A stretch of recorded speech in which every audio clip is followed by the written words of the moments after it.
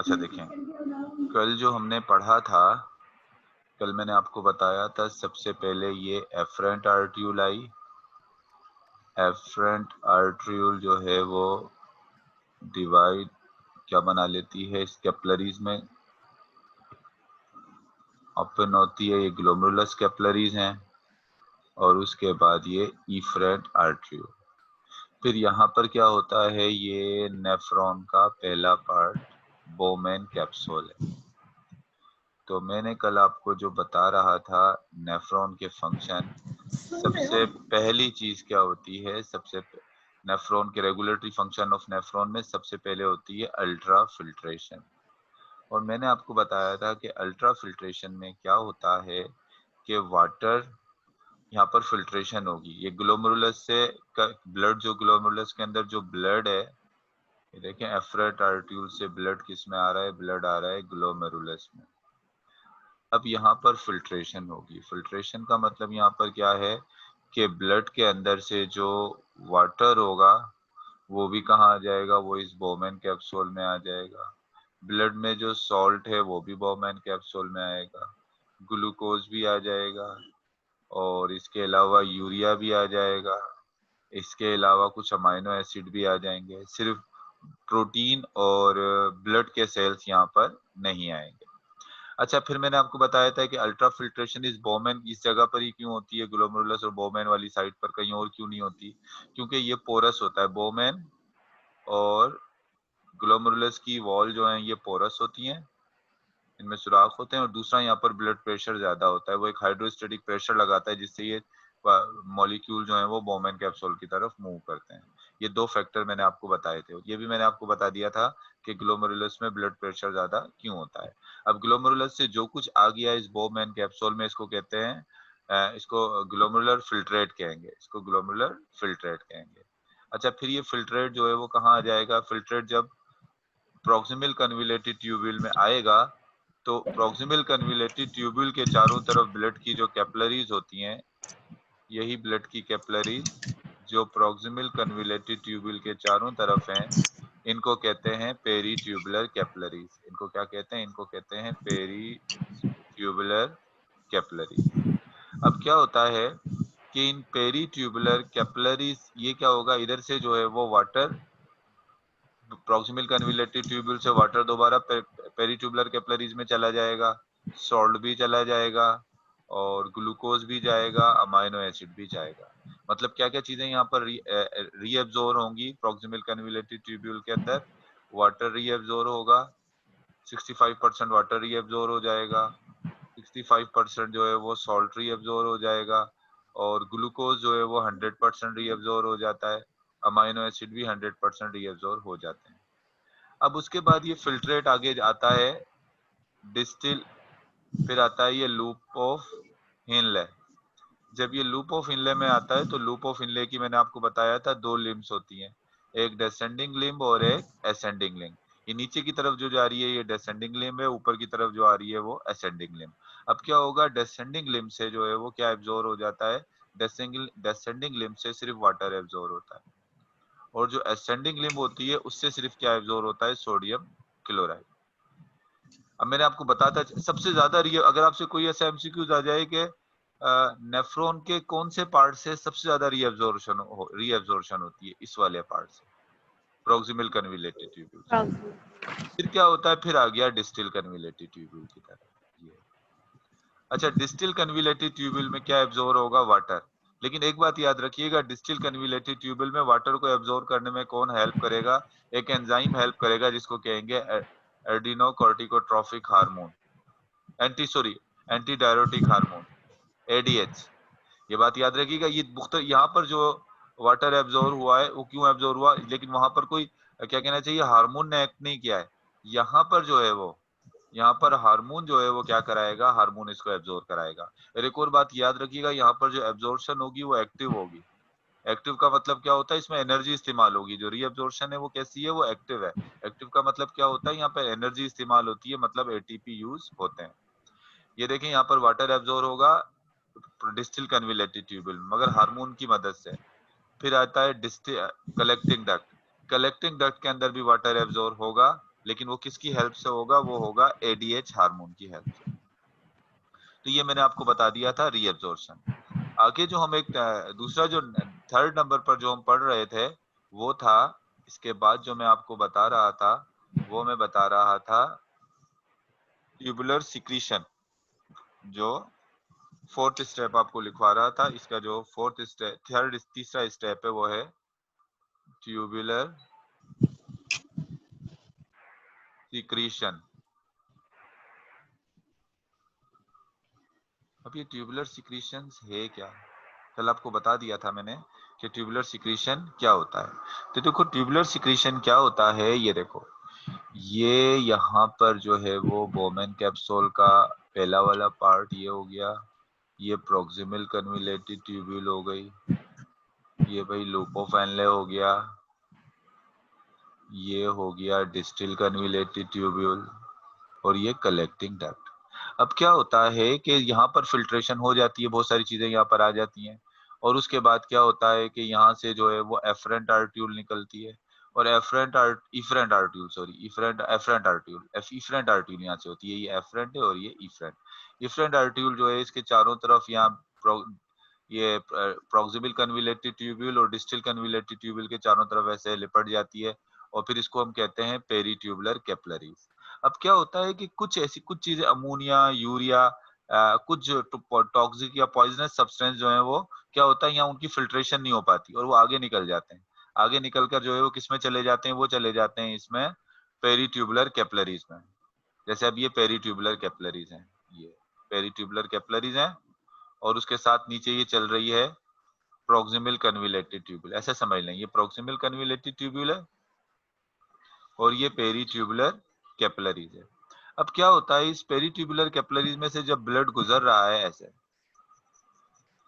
ये ब्लड गुजर रहा है, और इसके अंदर जो ये प्रोक्सिमल कन्विलेटेड ट्यूब्यूल है, इसके अंदर क्या है, इसके अंदर है ये फिल्ट्रेट। अब क्या होता है देखो, सबसे पहले तो ब्लड क्या करेगा, इसमें से जो अच्छी चीजें हैं जो ब्लड को चाहिए, जैसे कि वाटर, वाटर ब्लड में रीअब्जॉर्ब हो गया, सॉल्ट जो चाहिए थे सॉल्ट भी ब्लड में रीअब्जॉर्ब हो गए, ग्लूकोज और अमाइनो एसिड भी रीअब्जॉर्ब हो गए, अच्छी चीजें ब्लड ने ले ली। लेकिन ब्लड के अंदर कुछ गंदी चीजें भी मौजूद थी। क्या क्या मौजूद था ब्लड के अंदर, ब्लड के अंदर यूरिया मौजूद था, ब्लड के अंदर कुछ अमोनिया मौजूद था।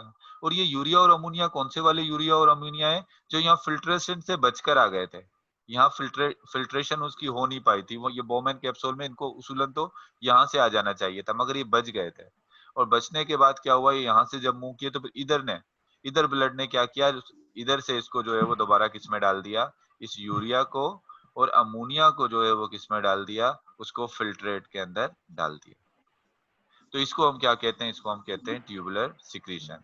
इस फिल्ट्रेट के पीएच को मेंटेन करने के लिए, अगर पीएच इसकी बहुत कम है तो इसकी पीएच को मेंटेन करने के लिए ब्लड से हाइड्रोजन आयन भी जो है वो किसमें डाल दिए जाते हैं, हाइड्रोजन या अमोनिया जो है ये क्या करते हैं, ब्लड की पीएच को जो है वो मेंटेन करते हैं। तो ये ट्यूबुलर सिक्रीशन है।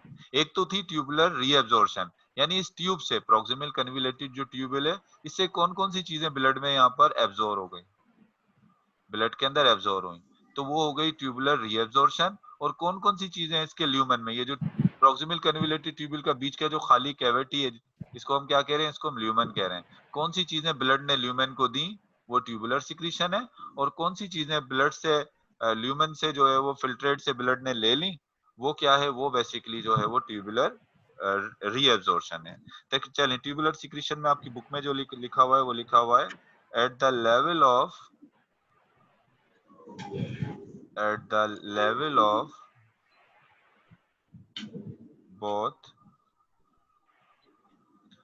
both proximal convoluted tubule and distal convoluted tubule। यानी ये जो मैंने proximal convoluted tubule बनाया है, सेम यही चीज जो है वो distal convoluted tubule में भी होगी। At the level of proximal convoluted tubule and distal convoluted tubules, some poisonous substances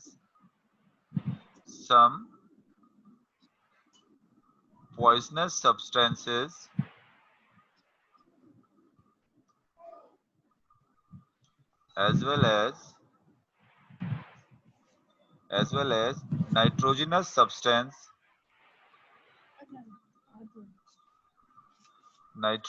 substances or nitrogenous substance such as ammonia, urea, uric acid, such as ammonia, urea, uric acid, such as ammonia, urea, uric acid, creatinine are secreted from the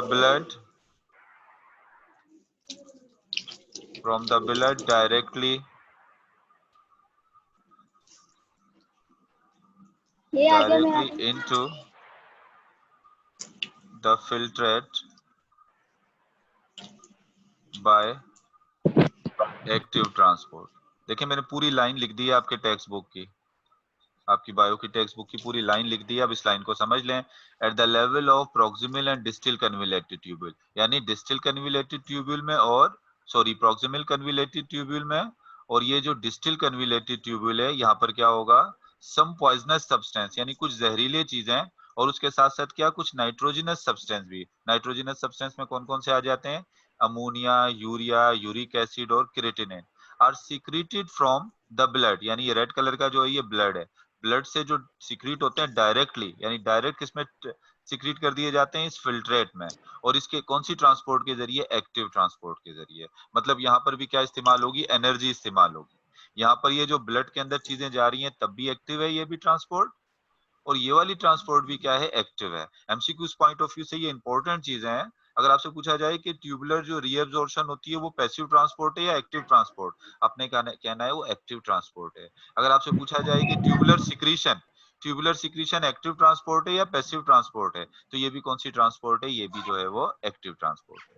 एक तो ये हो गया। अच्छा, उसके बाद दूसरे number पर जैसे आपकी बुक में कह रहा है कि nitrogenous waste are added into the way are actually those molecule which escape the filtrate in glomerulus। कहता है ये जो नाइट्रोजनस सब्सटेंस जो आए हैं, ये अमोनिया, यूरिया, यूरिक एसिड, कह रहा है ये वो सब्सटेंस हैं जो एस्केप मतलब जो बच गए थे इस फिल्ट्रेशन से, जो इस फिल्ट्रेशन से यानी अल्ट्रा फिल्ट्रेशन पहला वाला प्रोसेस जो था वहां से ये बच गए थे, तो फिर यहाँ पर आकर दोबारा इनको किसमें डाल दिया गया, इनको फिल्ट्रेट के अंदर जो है वो डाल दिया गया। तो इसको आप ये लिख सकते हैं नाइट्रोजनस वेस्ट जो एडिड हुए थे। और इसके अलावा एक और पॉइंट और भी देख लें, जो आपकी बुक ही की लाइन जो है मैं रीड कर रहा हूँ, hydrogen and ammonia ion secretion from the interstitial fluid into the distal convoluted tubule play important role in maintenance the acid base balance in the blood। अब आप देखें, मैं थोड़ा सा आपको ये इंटरस्टिशियल फ्लूइड बता दूं ये क्या होता है। अब इधर देखो, क्या होता है कि ये जो है ना, ये हमारे सेल मेडुलरी सेल हैं समझ में,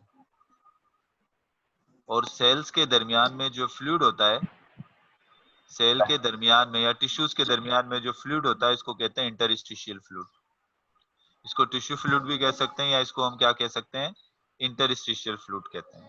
कहता है इंटरस्टिशियल फ्लूइड से भी कुछ अमोनिया और हाइड्रोजन आयन, अमोनियम आयन और हाइड्रोजन आयन डायरेक्ट सीक्रेट, ये भी सीक्रेट किस में होते हैं, ये भी सीक्रेट होते हैं फिल्ट्रेट में। एक तो ब्लड से सीक्रेट हो रहा है ना अमोनिया और हाइड्रोजन, एक अमोनिया और हाइड्रोजन जो है वो इंटरस्टिशियल फ्लूइड से भी सीक्रेट होता है किसमें, फिल्ट्रेट में। वो किस लिए सीक्रेट होता है, ताकि फिल्ट्रेट की पीएच को मेंटेन करे। अगर वो बहुत ज्यादा बेसिडिक है तो कुछ हाइड्रोजन आयन उसमें ऐड कर दिए जाएं, उसको क्या करने के लिए, उसको एसिडिक करने के लिए उसमें ऐड कर दिए जाएं।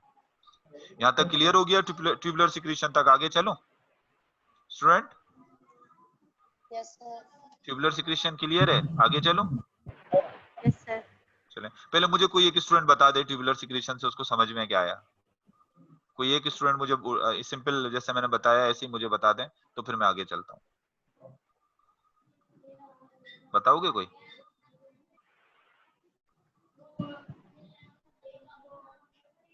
कौन बताएगा? सिंपल जो समझ में आया है बता दो, मैं फिर आपको क्लियर कर दूंगा जहां कोई प्रॉब्लम होगा। जैसे समझ में आया है बता दो। अच्छा, ट्यूबुलर सिक्रीशन और ट्यूबुलर रीअब्जॉर्प्शन में क्या फर्क है? पेपर में चलो आ गया ट्यूबुलर सिक्रीशन और ट्यूबुलर रीअब्जॉर्प्शन का डिफरेंस आ गया, क्या लिखोगे? क्या होता है ट्यूबुलर सिक्रीशन और ट्यूबुलर रीअब्जॉर्प्शन में फर्क? ट्यूबुलर रीअब्जॉर्प्शन में जो प्रॉक्सिमल कन्वोल्यूटेड ट्यूब्यूल होता है उससे पेरिट्यूबुलर कैपिलरीज में वो जाता है, और जो नॉन फिल्टर सब्सटेंस होता है वो उसमें आ जाता है, फिल्ट्रेट जो होता है उसमें आ जाता है। हाँ, फिल्ट्रेट में से कुछ यूजफुल सब्सटेंस ब्लड में आ जाते हैं, रीअब्जॉर्प्शन Yes. में यूजफुल सब्सटेंस ब्लड में आ जाते हैं। हाँ, और ट्यूबुलर Yes. सिक्रीशन में क्या होता है? सर इसमें ये होता है कि नॉन फिल्टर जो चीजें होती हैं या वो आ जाती हैं प्रॉक्सिमल कन्वोल्यूटेड ट्यूब्यूल में। ब्लड से पॉइजनस होती है, नाइट्रोजन पॉइजनस सब्सटेंस और नाइट्रोजनस सब्सटेंस ब्लड से किस में आ जाते हैं? ब्लड से आ जाते हैं प्रॉक्सिमल कन्वोल्यूटेड ट्यूब्यूल ट्यूब्यूल में। में। अच्छा, दोनों में एक जैसी चीज क्या है, सिमिलरिटी क्या है ट्यूबुलर सिक्रीशन में और क्या कहना चाहिए प्रॉक्सिमल? एक्टिव ट्रांसपोर्ट है दोनों। दोनों में जो है वो एक्टिव ट्रांसपोर्ट हो रही है। चलो आगे चलते हैं। अब जो मैंने आपको एक चीज बतानी है, इसको थोड़ा सा समझें। आपकी बुक में तो बड़ा ऐसे करके लिखा हुआ है, लेकिन मैं आपको इसको बड़ा सिंपल तरीके से यहाँ पर समझाने की कोशिश करूंगा।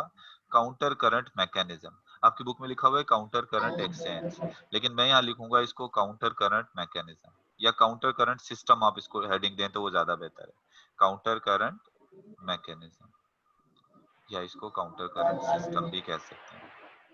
अच्छा, अब देखो, सबसे पहले ना तो मैं आपको ये बताऊंगा कि ये काउंटर करंट का मतलब किसको काउंटर करंट क्यों कह रहे हैं, इस काउंटर करंट का मतलब क्या है, क्या होता है ये काउंटर करंट। देखो, काउंटर का मतलब होता है अपोजिट, काउंटर का मतलब क्या होता है?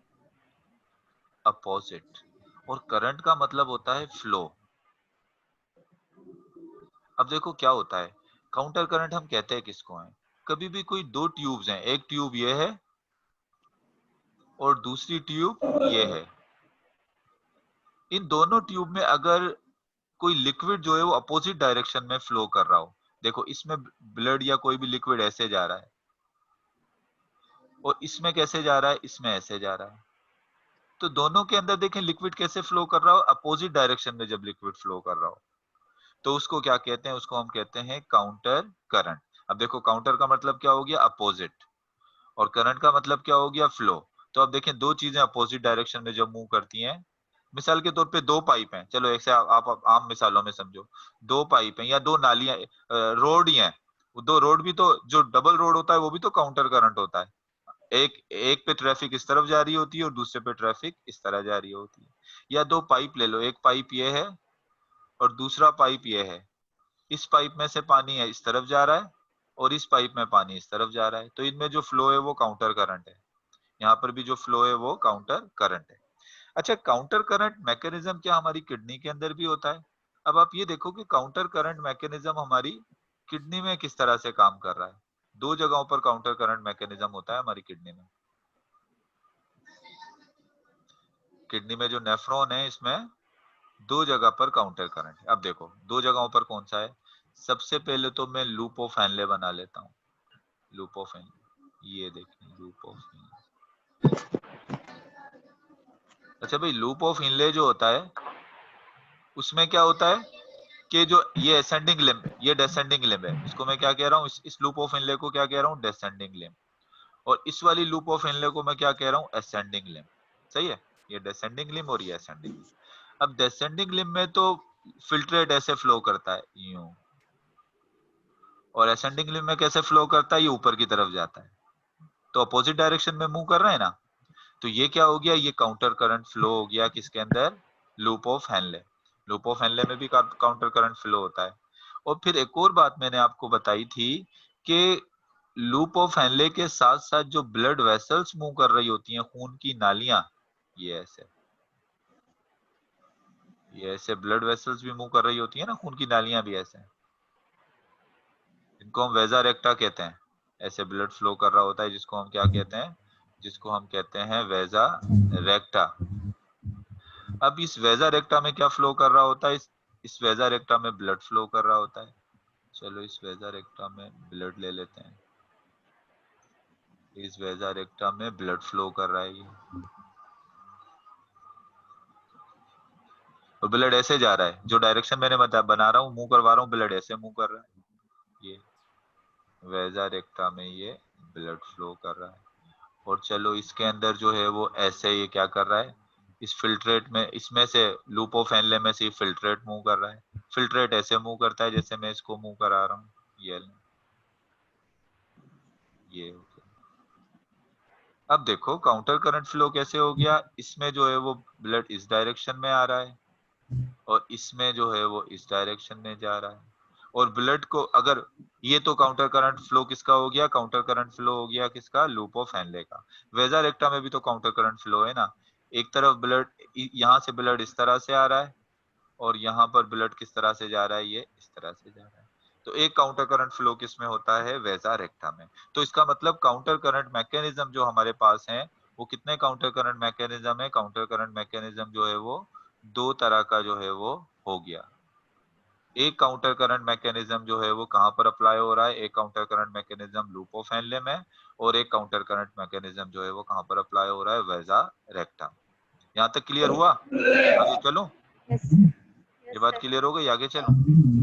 चले अब आपकी बुक में जो है ना उसके लिहाज से बताता हूँ कि आपकी बुक में क्या कह रहा है काउंटर करंट फ्लो के बारे में। तो हम बात कर रहे हैं काउंटर करंट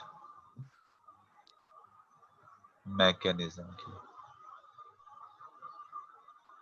मैकेनिज्म की जगह इसको काउंटर करंट सिस्टम भी कह सकते हैं। There are two counter current system operating in medulla. There are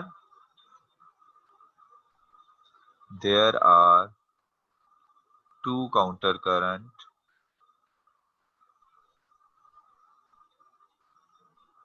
operating in medulla. एक होता है काउंटर करंट मल्टीप्लर, दो हैं, एक तो है counter current multiplier by loop of Henle, और दूसरा होता है counter current exchange by vasa recta. ये दो होते हैं। आपकी बुक में इस तरह से एक तो हेडिंग दे दी, दूसरी तरह से हेडिंग देके नहीं बताया, मैं आपको बकायदा ये हेडिंग देके बता। अभी मैं पहले एक थोड़ा सा सिंपल सा आपको इसको बता देता हूँ, फिर आगे डिटेल में लेकर जाऊंगा। बहुत सारी चीजें मुझे इसमें और भी आपको बतानी है, लेकिन मैं पहले थोड़ा सा जो है यहाँ पर सिंपल सा जो है वो लेकर आ रहा हूँ। अच्छा अब इधर देखो कि ये जो है हमारा जब फिल्ट्रेट जो है वो कहाँ आता है, जब फिल्ट्रेट आता है किसमें, हमारे बोमेन कैप्सूल में। ये ब्लड, यहाँ पर जो ब्लड है, ब्लड से,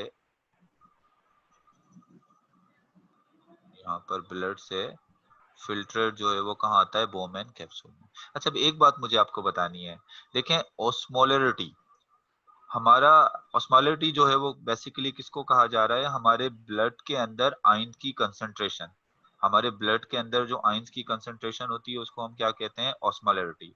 और हमारे ब्लड की जो नॉर्मल ऑस्मोलरिटी है वो है 300 मिली ऑस्मोलरिटी पर लीटर।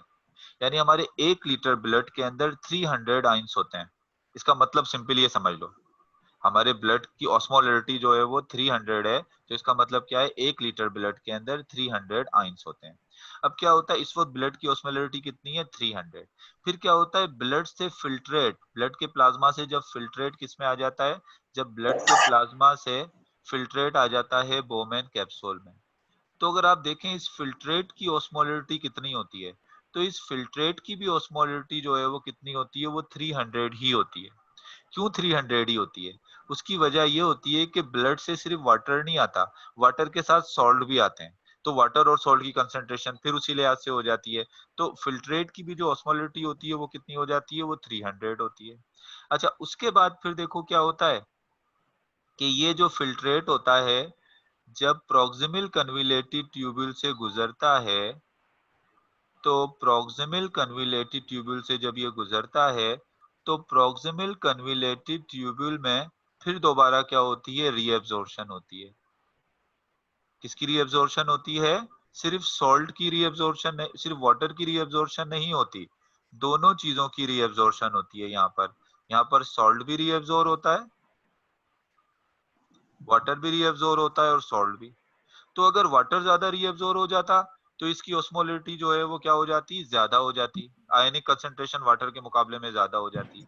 अगर सॉल्ट ज्यादा एब्जॉर्ब हो जाता तो क्या होता, इसकी ऑस्मोलिटी जो है वो क्या हो जाती, कम हो जाती, यानी सॉल्ट जो है वो वाटर के मुकाबले में कम हो जाते हैं। लेकिन दोनों बराबर एब्जॉर्ब होते हैं, 60% वाटर एब्जॉर्ब होता है तो 60% ही सॉल्ट एब्जॉर्ब होता है। तो दोबारा क्या होता है, इस फिल्ट्रेट के अंदर भी ऑस्मोलिटी कितनी रहती है, फिल्ट्रेट की 300 ही रहती है, क्योंकि वाटर और वो दोनों इक्वल उसमें एब्जॉर्ब हुए हैं। तो यहाँ पर भी मोलरिटी जो है, ऑस्मोलिटी जो है वो 300 ही रहेगी।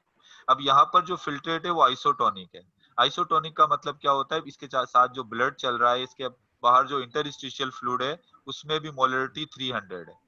तो इस वजह से ये अभी क्या है, बाहर ब्लड के और ब्लड के या फिर जो इसको कह लें कि फिल्ट्रेट के क्या है, ये जो है इंटरस्टिशियल फ्लूइड के आइसोटोनिक है, यानी दोनों एक जैसे हैं। लेकिन क्या होता है, जब डिस्टिल कन्विलेटेड ट्यूबुल में जाएगा, ये ऐसे छोटी सी डिस्टिल कन्विलेटेड ट्यूबुल, लेकिन सॉरी जब ये जाएगा लूप ऑफ हेनले में, जब फिल्ट्रेट कहां पर जाएगा, लूप ऑफ हेनले में जब जाएगा यहाँ पर, अभी आइसोटोनिक था। लेकिन जब loop of descending loop of Henley में जाएगा तो यहाँ से सिर्फ क्या एब्जॉर्ब होगा, यहाँ से एब्जॉर्ब होगा सिर्फ वाटर, यहाँ से एब्जॉर्ब क्या होगा, वाटर।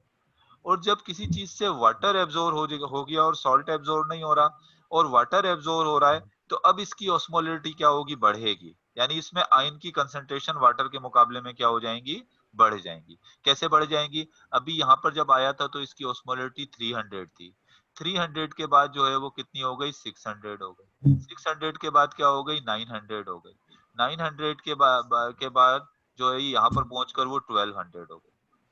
अब आप देखिए ऑस्मोलिटी मुसलसिल क्या हो रही है, यहाँ पर बढ़ रही है, क्योंकि वाटर जैसे जैसे निकलता जाएगा ऐसे ऐसे इसकी जो है वो ये हाइपरटोनिक होता जाएगा।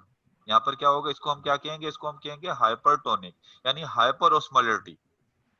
वाटर जो है वो क्या हो गया है, हाइपरटोनिक हो गया, वाटर कम होगी, यहाँ पर फिल्ट्रेट हाइपरटोनिक हो गया, मतलब उसमें वाटर कम हो गया और सॉल्यूट ज्यादा हो गया। अच्छा, उसके बाद फिर क्या होता है, जब ये फिल्ट्रेट जाता है किसमें, जब ये फिल्ट्रेट जाता है असेंडिंग लिम्ब में, तो असेंडिंग लिम्ब में क्या होता है, असेंडिंग लिम्ब में वाटर रीअब्सॉर्ब नहीं होता, असेंडिंग लिम्ब में सॉल्ट रीअब्सॉर्ब होते हैं, सोडियम और क्लोरीन।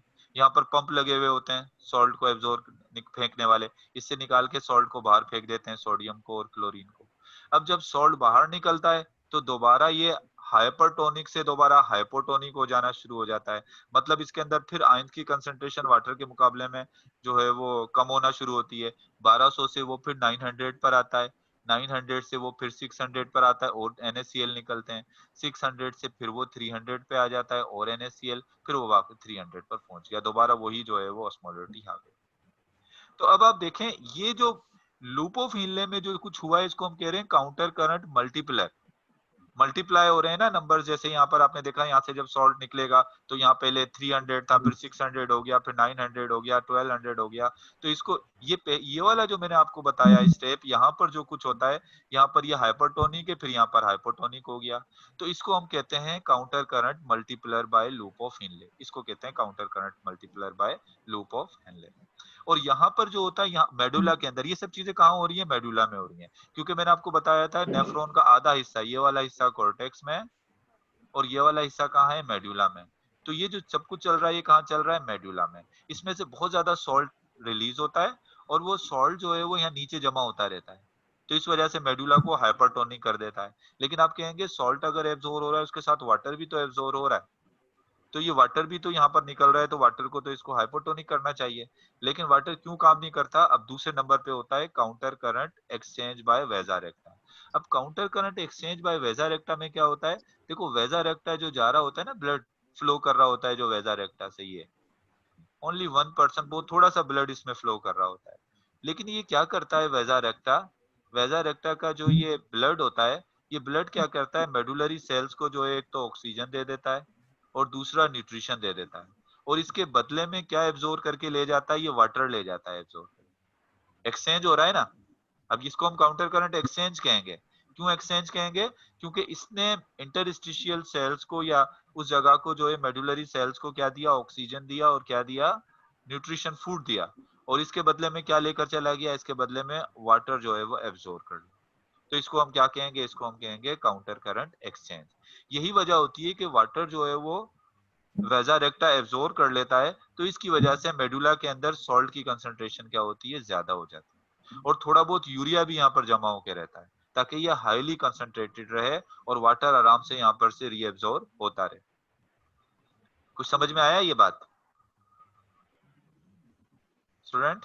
क्योंकि थोड़ा सा मैंने आपको एक उस तरह से बताया, आपकी बुक वाली चीज तो बाद में समझाऊंगा, लेकिन अभी मुझे लगता है कि टाइम इतना नहीं है कि मैं आपका बुक का पूरा ये काउंटर करंट एक्सचेंज मुझे कल भी कंटिन्यू करना पड़ेगा। अब बताएं क्लास खत्म होने में कितना टाइम है? यस, क्लास खत्म होने में अगर थोड़ा टाइम होगा, अभी आप थोड़े से अपने कॉन्सेप्ट, तुम अभी अपने थोड़े से कॉन्सेप्ट क्लियर कर लें, कल मैं इसको दोबारा जो है वो बताऊंगा।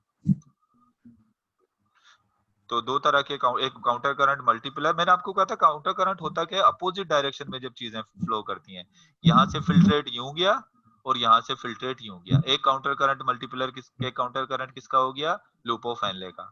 और जो दूसरा काउंटर करंट किसका है, दूसरा काउंटर करंट है वेजा रेक्टा का। एक तरफ ब्लड यूं आया और दूसरी तरफ ब्लड ऊपर चला गया। लेकिन यहाँ पर जो हुआ, यहाँ पर काउंटर करंट मल्टीप्लर हुआ है, यानी यहाँ पर हाइपरटोनिक होता चला गया, मल्टीप्लाई इस तरीके से ये बढ़ती चली गई, और यहाँ पर जो है उसने क्या किया है, उसने एक्सचेंज किया। क्वेश्चंस करें, अगर आपको कुछ क्वेश्चंस करने हैं तो इसमें से पूछें, जैसा भी क्वेश्चन आता है आया करें ना, पूछ लिया करें दिमाग में, ये मत सोचा करें कि मैंने पता नहीं ऐसा क्वेश्चन किया या मैं कोई स्टूपिड क्वेश्चन तो नहीं कर रही। जो भी दिमाग में आ रहा है ना, उस क्वेश्चन को कर दिया करें।